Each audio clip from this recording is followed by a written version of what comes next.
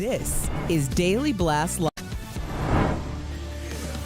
Welcome to DBL. Good morning, good morning, good morning to everyone, and including the doc, which we are excited to have because there have been a lot of questions about the safety of certain weight loss surgeries after Lisa Marie Presley's cause of death was revealed. Now, she did die of a small bowel obstruction caused by bariatric surgery years ago, but how risky is it? Thankfully, again, we have Dr. Pal Coley here to give us some insight, as well as Dr. Jackson. We're glad that you're also with us. I'm going to give you the floor today. Yes, well, we appreciate that. And so does our audience. So, Dr. Coley, what is bariatric surgery and who is it for? Bariatric surgery, guys, is weight loss surgery, and it's for people who are morbidly obese. They have complications from their obesity.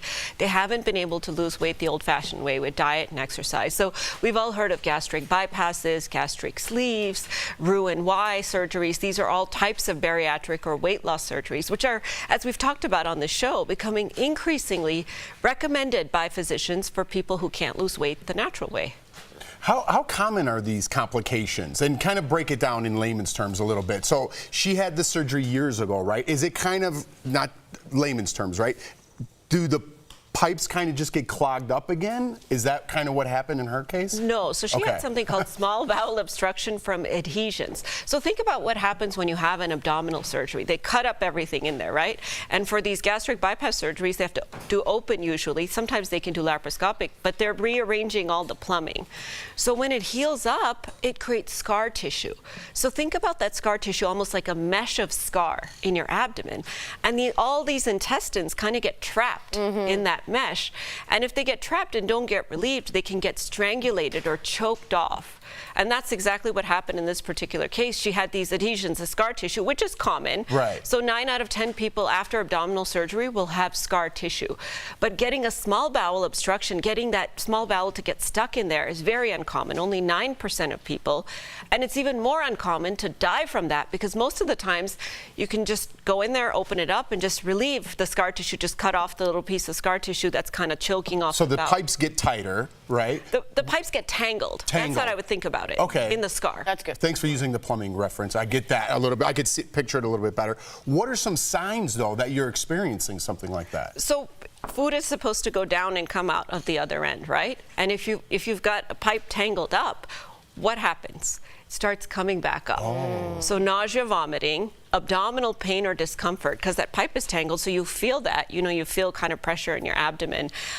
Constipation or obstipation, which means inability to completely move your bowels, because if it's not going down, it's coming back up, or it's kind of sitting in there and distending more and more. So is your stomach getting like physically bloating, larger? Yes, exactly, bloating, and you can even get rupture of the intestines. If they're not strangulated and choked off, they can actually pop or rupture if you get that. Now, Lisa Marie Presley also had opioids in her system, which is a little ironic. The coroner doesn't think that that caused her death, but think about what opioids do to your gut. They put it to sleep, right?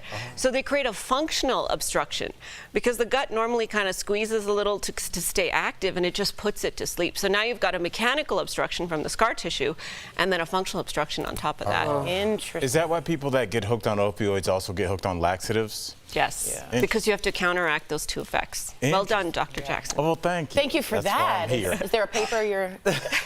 I do want to switch it up a little bit and talk to you about aspartame. The only time I've really heard about it is associated with diet sodas. I know it's also associated with yogurt. And the WHO is kind of on the fence about like whether this causes cancer. Dr. Coley, can you straighten this out for us? Should people drinking diet sodas stop? Like, what do you think? You know, 6,000 products have aspartame because it's this artificial sweetener. It's 200 times as sweet as sugar, and it's in everything. It's in toothpaste and salad dressings, sugarless gum, everything that we use out there. And it's interesting because this is one of those things like we talked about during the pandemic where the scientists don't completely agree. So the FDA says it's absolutely safe at the approved doses, and we can talk about the doses in a second. The World Health Organization recently assembled an independent committee, and they found some data that it possibly could increased risk of cancer. Now, I want to say possibly because it's a really soft warning. Nothing compelling, nothing conclusive. In fact, the rating is even lower than it is for tobacco and alcohol, which are known carcinogens. So it's kind of like the WHO saying we need more research. At this point, Al, I wouldn't say, I think if you're somebody who drinks diet soda in moderation, that's probably a reasonable thing to do. Is that like one soda a day, 2 a day, not like 5, 6? Right. I mean, the toxic limit for like a 150-pound person is 14. So it's actually quite a bit more. But knowing that it's in other substances as well, I would say 1 or 2 diet sodas a day is probably okay. Personally, I'm not a fan of diet soda. I think it's not good for your health for other reasons. But if the alternative is going to be sugar soda, then absolutely no, stick with that diet soda. That's so important. Let's talk about something that is dealing, the entire world is having to deal with this. We're talking about heat. In fact, the hottest, get this is insane to me. The hottest 15 days on Earth were recorded in the past 15 days. Who is most at risk when it is so hot outside? Again, we're talking about Death Valley. Had its hottest July 16th on record at 128 degrees. Phoenix is the most consecutive days of 110-degree temps or above. It's out of control. In India, people can't find shade. Tell us what. You know, I read that in Phoenix, somebody put an uncooked pizza in their car and it cooked. That's how hot it was in the car. Yeah. That means basically your car is a small oven. It's an oven, yeah. That's right. And so the point is the human body was not designed to be in an oven, but there are certain people who are more susceptible. So the extremes of age, so little babies, they can't regulate their temperature, and older adults, they can't regulate in the same way. Pregnant women, the hormones change the way that our body regulates temperature. The fact that we're, you know, heart is beating to mom and baby can change the way our temperature regulation works as well. Anyone who has heart disease or high blood pressure, because those medications change the way that the body responds, and it's designed to do that. Diabetes can change your sweat glands, so it can change the way that you're able to give off, you know, some of that heat, change your ability to regulate. Anyone who has a neurological condition, because these neurological medicines, again, change the thermostat. Skin conditions, so there's a whole host of things out there, guys. And so really, I would say almost everyone is at risk, and you really want to try to avoid being outside in the hottest periods. Even what we eat should be different when it's extremely hot outside. So try to eat foods that are cooling from inside, watermelons, fruits, cold foods, rather than anything that warms you up from inside. Oh my God. And please, if you don't have shelter, find a cooling center in your city, because they are everywhere. Thanks, as always, Dr. Coley. DBL Nation, be sure to check out Dr. Coley's podcast, Heart of Medicine. You can find it wherever you get your podcasts. Thanks again, Doc. Coming up on DBL, our interview with Goo Goo Dolls frontman John Resnick. What's it like being back out on the road again? And, oh, I can't wait for this. We're talking all about a common sense camp where kids learn how to cook, clean, and handle money. Is the younger generation not being taught enough about basic life skills? Or is Tori?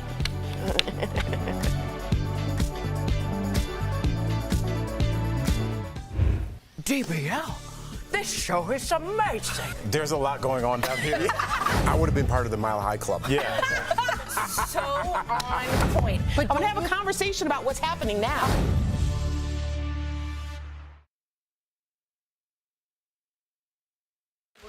So really quickly, just so you know, in Florida, the it's getting so hot that the temperature itself, the biome, is that what you call it? Mm-hmm. Sure. It's actually changing into a more tropical climate, meaning mosquitoes are showing up with malaria for the first time in Florida. 7 people have now come down with mosquito-borne malaria from Florida itself, and that's just the beginning because they're on the Gulf. So heat isn't just, oh, I'm hot, oh, if you're older or you're weakened. It's actually going to change the insects. It's going to change the biology of what's around you, the flora and fauna. And it's going to have what I like to call climate refugees. Certain people are not going to be able to stay where they are, and you're going to see. That's what you would call them. I think that's what we've been calling them forever. That's what they've been called since before you were born. But go ahead. I want a refuge from Al. So these people leave these very hot spaces that they can't go to, and all of a sudden other places are now overcrowded with people. For instance, Battery Park in Manhattan will be underwater in like a certain amount of years. That's not crazy, over hundreds. Those people have to all move somewhere. Those people are called climate. The people from Battery Park? Yeah, climate refugees. Start with the Middle East and talk about. Where in India, it's very difficult to go find somewhere that's easier. I'm talking about India in the Middle East? No, I'm talking about other very hot places. India heat And you it went is to scorching. Battery Park, New York. That's going to be underwater, much like the Maldives. Would you like me to go with the Maldives? Venice is Because Venice is already on water. Miami's another great one. I already talked about Florida. She went with Battery Park. Good knockoff watches at Battery Park. I do have good watches. Do they? I got a really good, Promoting that, but you know right, what I got? Pascal, what's that guy's called?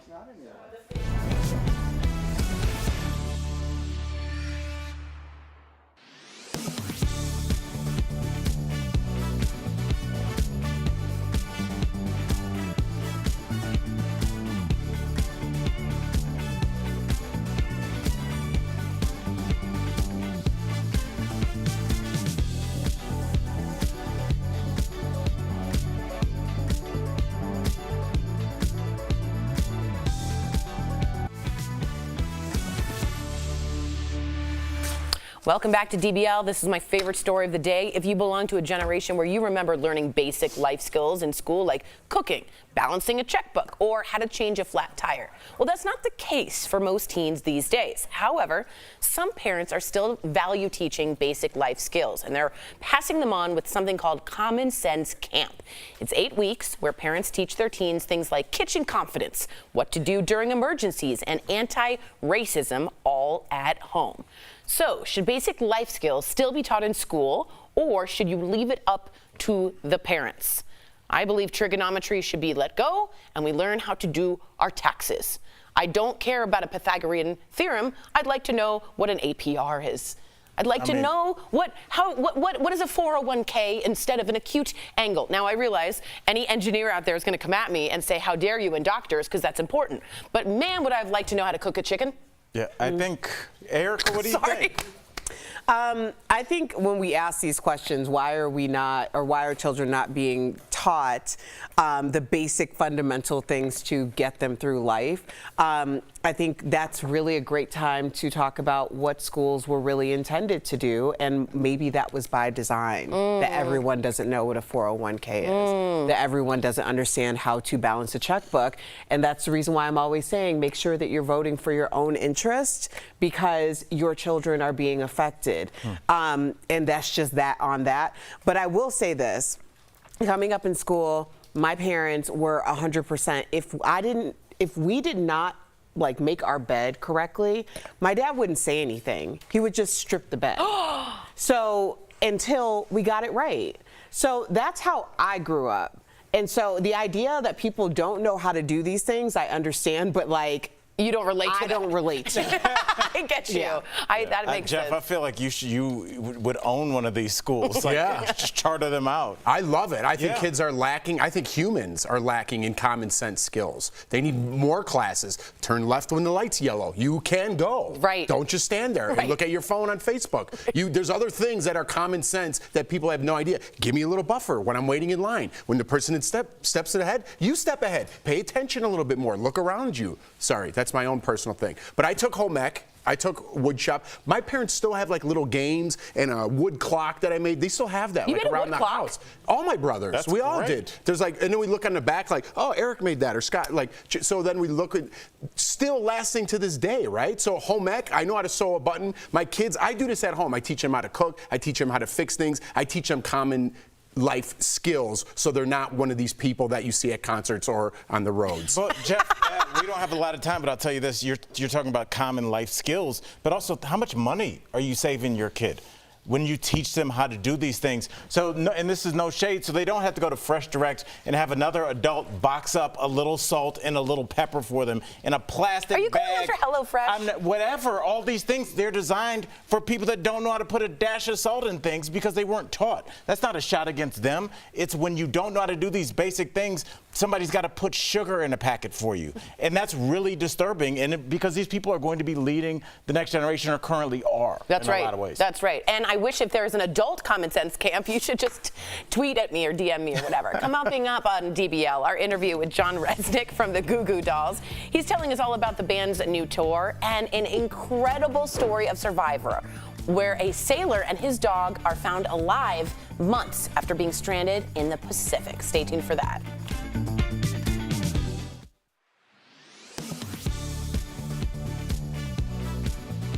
How do very good pups get through very hot days? Sometimes with a splash. It can be great exercise. It can be a good way for them to cool off as well. But there are definitely some dangers that go along with it. Our pet experts agree swimming is a great activity for dogs who can swim. You would think the doggy paddle will come innately, but some dogs, it doesn't click. The American Kennel Club says short-legged or long-bodied dogs tend to struggle in the water, but even those bred for swimming prowess should be introduced to the water with care. The ASPCA warns to never throw or force a dog into the water, but guide them gently. Dogs can learn to swim. And it may take a few tries of just holding your arms underneath them until they start to actually get that paddle. Well-fitting floaties can give a dog some confidence. Life jackets are always recommended on motorboats. They may be furry, but water can be too cold for pets. Get out and get dry if they are shivering or if their tail goes limp. Provide pets with plenty of fresh drinking water to deter them from sipping where they swim. Salt water can definitely be life-threatening. If they ingest enough of it, it would cause pretty rapid dehydration. Currents in the ocean and rivers can be dangerous for pets and people. Chlorine in pools is safe, but AKC recommends a post-swim ear toweling to prevent dampness and infections. Ponds and lakes can carry harmful blue-green algae or leptospirosis. If they're acting at all abnormally after a swim trip, contact your vet immediately. You know your pets better, and so if they seem off, then that's enough for me to investigate. Our dogs are like family, so supervise them around water like family and keep swim sessions short. The AKC recommends taking breaks every 10 minutes to keep them from wearing themselves out. With your Verify, I'm Abby Larico.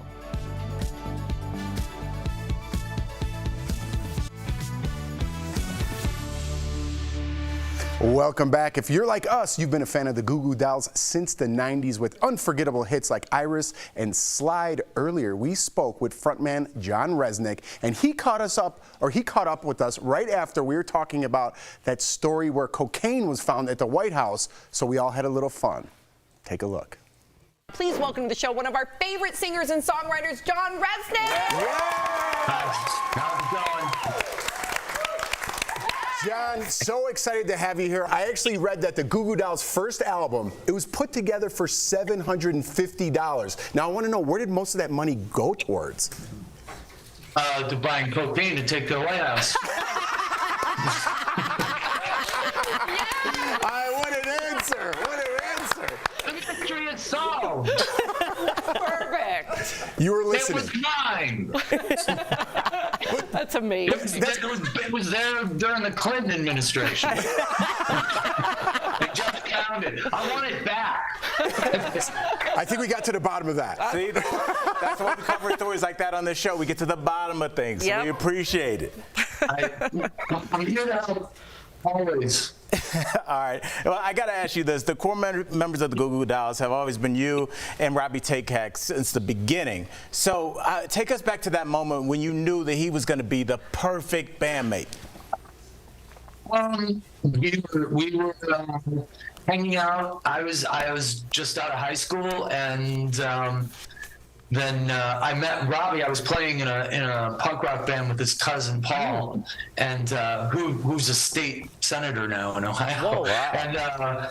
And we were hanging out, and we just decided that he and I had some sort of connection with each other, and then so we decided to go do our own band, and we've been together ever since. So Love that. So you're about to kick off the big Night Out tour, and the band has been playing shows for decades across the globe. So what are some of the wildest things that you've seen on tour? Oh boy.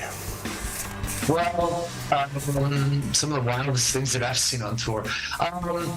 Well, at one time I played inside the bowl of a dormant volcano, and it started to rain, and the bowl started to fill up. So, yeah, somebody tried to kill me. I mean, we were in a plane crash in Sicily. Whoa. That was pretty crazy. You know, it's just there's a million of them. I could go on for hours. I'm sure. You know, glossing over plane ridiculous. crash. That means there's a lot of other things on that list. Yeah. Okay, so we got to talk about this new single, Run All Night. It is such a great ballad, and I have to say it feels so personal. So what inspired you to write this song? I think that it was just sort of just looking at where my life is at now. I'm at a certain point in my life where it's like, oh, more of my life is behind me than ahead of me. And it sort of struck me as being like, well, you better go for it. You better try to keep things together and, you know, live your life. That's basically what the song is about. Just live your life. Just be happy. I love it. John, a lot of people say breakfast is the most important meal of the day. Would you say your day starts with Special K? Well, there's a bunch in the back. A lot of times at night it ends with Special K. So Well, that was full circle. with red strawberries in it. Yeah. dying. They don't get cooler than you. DBL Nation, get your tickets. No, they don't. Get your tickets to the Goo Goo Dolls Big Night Out Tour now at googooDolls.com. And as we leave, let's hear their new single, Run All Night. Thank you so much, John. You've been such a treat. We appreciate you. Congratulations. Come back. Enjoy the tour. We'll be right back. Contact someone at the White House. Let them know what I want my stuff back. Yeah, we uncovered it. It was John. We found the culprit.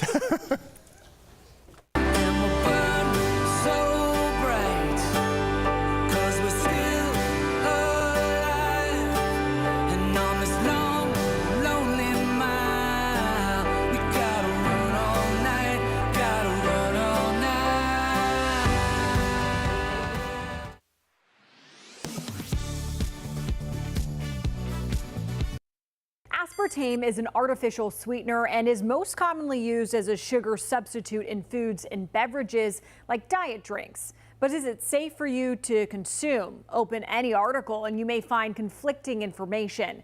We took these concerns straight to the experts. Our source is Dr. Danielle Wyckoff, Director of Tox Strategies, Health Science Practice, and Dale Shepard, MD, an oncologist with the Cleveland Clinic. Wyckoff noted aspartame is used in many food products a lot of people might not even know contain it. It can also be in chewing gums, yogurts, and other food types.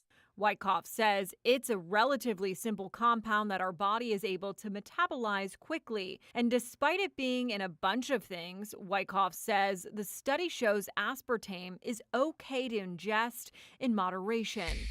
This means that globally, regulatory agencies charged with evaluating food safety continue to consistently conclude that aspartame is a safe food ingredient. Dr. Shepard says the agency has 4 categories it uses to rank items for safety. Aspartame now falls into the possible carcinogenic to humans category, which means it ranks below known carcinogens like alcohol and tobacco. The agency says this falls under this particular classification because more research is needed to prove its harm. So our experts say consuming aspartame is generally safe, but too much of anything isn't good. I think the bottom line is that we don't have good evidence that you should go to your refrigerator and clear it of all the diet sodas. Drink diet sodas in moderation. Dr. Shepard says it's safe to consume 40 milligrams of aspartame per kilogram of body weight a day. So this means an adult who weighs 154 pounds would need to drink more than 9 to 14 cans of Diet Coke with aspartame a day to go over the acceptable daily intake. With your Verify Fact Check, I'm Megan Bragg. At some point, many of us have thought about how we'd like to bury a loved one when they pass. A viral TikTok with more than 2 million views claims anyone can be buried at sea if they follow a few simple rules. But is it really that easy? Let's verify. Are burials at sea legal? Our sources are the Environmental Protection Agency and the Marine Protection, Research, and Sanctuaries Act. Burials on the open ocean are regulated by the federal government, but the rules are pretty loose. For cremated remains, the EPA says you just need to go 3 miles offshore in a U.S. flagged vessel.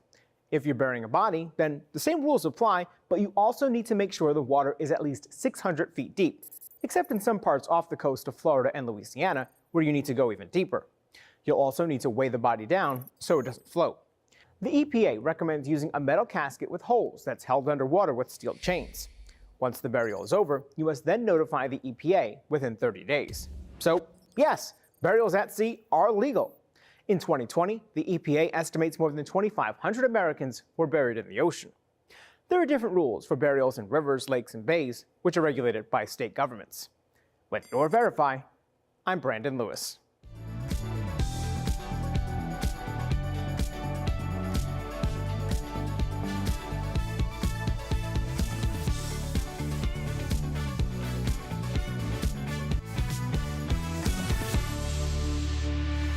Welcome back. We've got some great products from our friends at Morning Save. Check them out.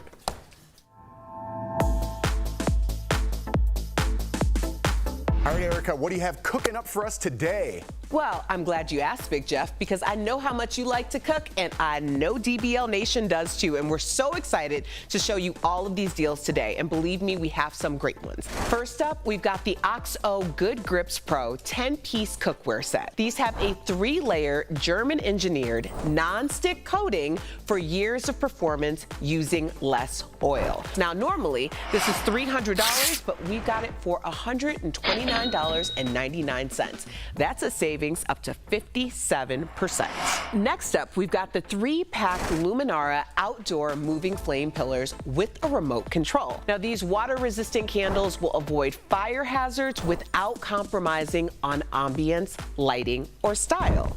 Normally, this is $90, but today we've got it for just $24.99. That's a savings of up to 72%, Jeff. Also, you are really windy where you live, and this flame will never exterminate. How about that? I like that. That's a great point. What else we got, Erica? So we've got the 3-pack Maidenform Flexi's smoothing shaper with cool comfort. These shapers give generous coverage while remaining seamless under clothes. Now, normally these are $30 each, but we've got this 3-pack for $19.99. That's a savings up to 78%. At that price, seems good to me. And our last product is the Cobalt X adjustable 2-in-1 smartphone tablet stand.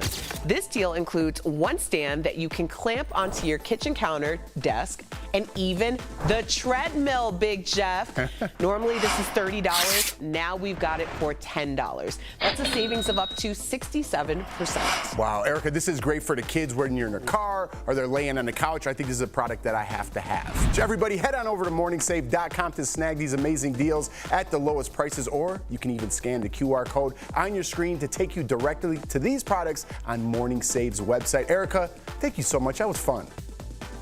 Before we go, we have an incredible story of survival. A sailor and his dog, Bella, were rescued after being stranded in the Pacific Ocean for 3 months. So they took off from Mexico, but a month into their journey, a storm hit their catamaran and it wiped out all of their electronics. The man and his dog survived by eating raw fish and drinking rainwater. They were rescued, by a crew on a tuna boat who just happened to be flying their helicopter looking for fish when they spotted the catamaran. And take a look at this. He totally looks like Tom Hanks from Castaway.